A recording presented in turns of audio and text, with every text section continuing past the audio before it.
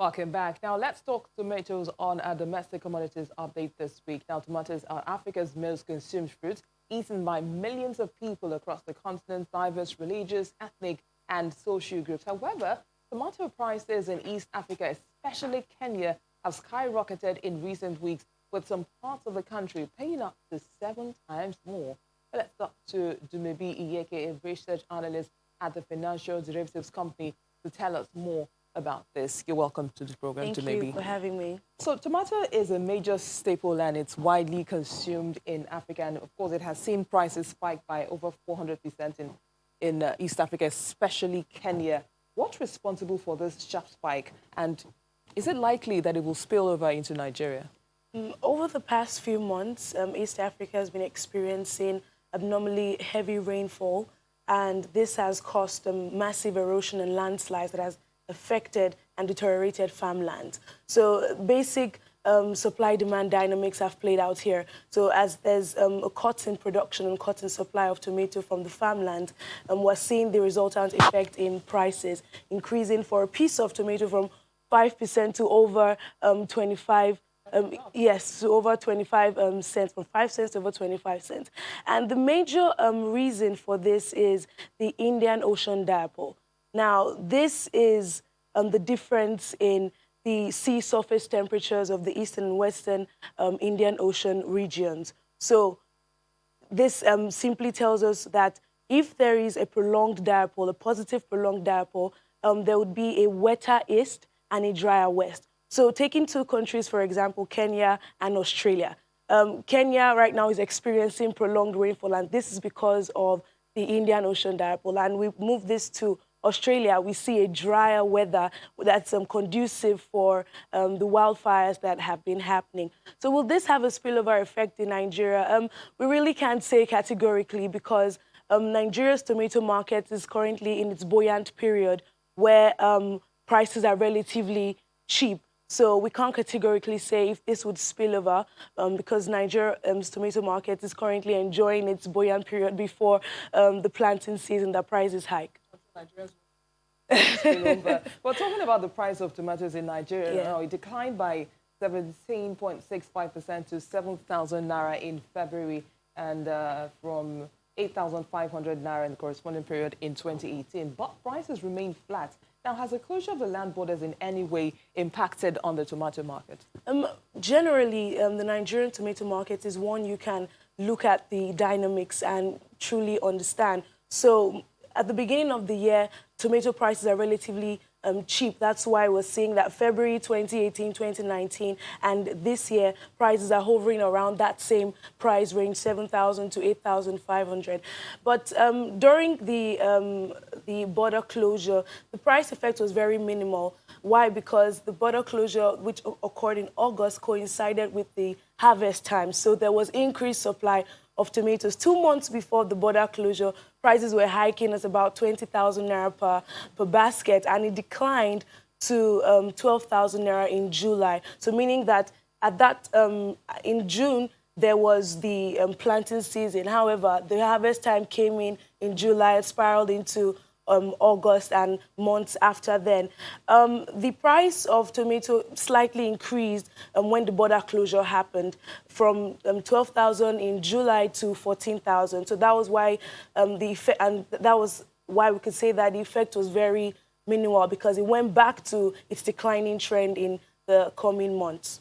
All right, now Easter is just 6 weeks away, Yeah. and of course, you know that demand for commodities always increase during this period. What's your outlook for this commodity, and what impact is it likely to have on food inflation?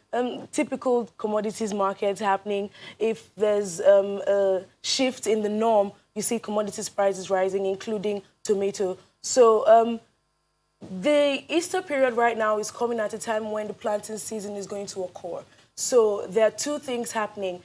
Increase in demand for staple commodities like tomato as a result of the Easter period, and a decrease rather in supply because of the planting season is going to start. So prices are going to hike during that time. Is it going to affect food inflation? Yes, it will, because it makes up the food inflation basket.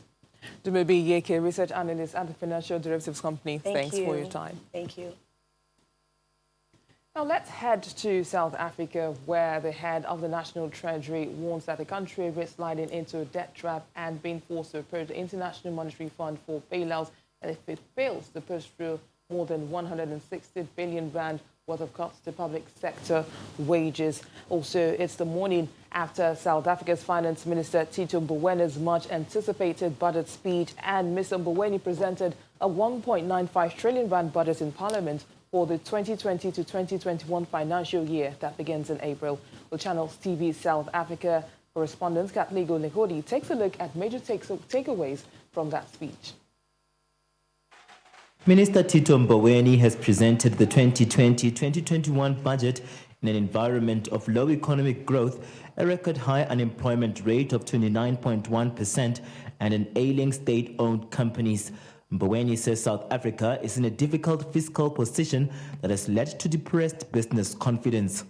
Achieving economic growth and higher employment levels requires a plan. Last year, the government embraced the ideas contained in the document towards an economic strategy for South Africa. This is our guiding plan. It contains the basic and fundamental pillars of our approach: strengthening the macroeconomic framework to deliver certainty, transparency and lower borrowing costs, focusing spending on education, health and social development, modernizing network industries and restructuring our state-owned enterprises, opening markets to trade with the rest of the continent. State-owned enterprises, including Eskom and SAA, in need of financial assistance, will be allocated 129 billion rand in bailouts over the next 3 years. Wits Business School's Mildred Soko says the minister was courageous to cut the state wage bill and pump more money into ailing parastatals.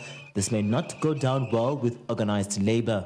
Eskom cannot be allowed to fail. We can allow SAA to fail, but Eskom cannot be allowed. So we're going to deal with that. And it's good that we have already rated the new CEO who's focused on the job at hand. And he's been very transparent about the challenges, and he's also giving us hope in terms of solutions.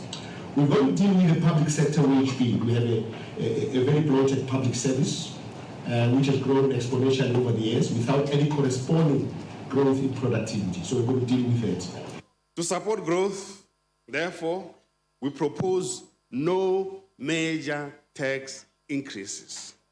Welcomed was an announcement of no major tax increases. VAT remains unchanged at 15%. That's apart from annual hikes in fuel and road accident fund levies. We need to make sure that when we are increasing the tax levels and we are generating this additional capacity in terms of revenue, that it is applied to the correct parameters within the government. South Africa's fiscal situation remains dire, but Minister Mboweni has denied he was tabling an austerity budget. Underpinning all of this is the need for an efficient and capable state. We must also leverage the private sector as far as possible. Today we report on our progress. We are moving forward. A sound macroeconomic framework always lays the foundation for growth. Budgets are complex, but the numbers are quite simple. The numbers show that we have a lot of work to do. The country is in urgent need of, among others, vital structural reforms and to get the deficit under control, while the budget deficit is expected to hit 6.9% of GDP growth, the highest in 18 years. A downgrade by Moody's next month would leave the country without an investment grade ranking for the first time in 25 years. From Johannesburg, South Africa, Katlego Lekodi, Channels Television News. And that's our program today. Thank you for watching. I am BC Adebayo.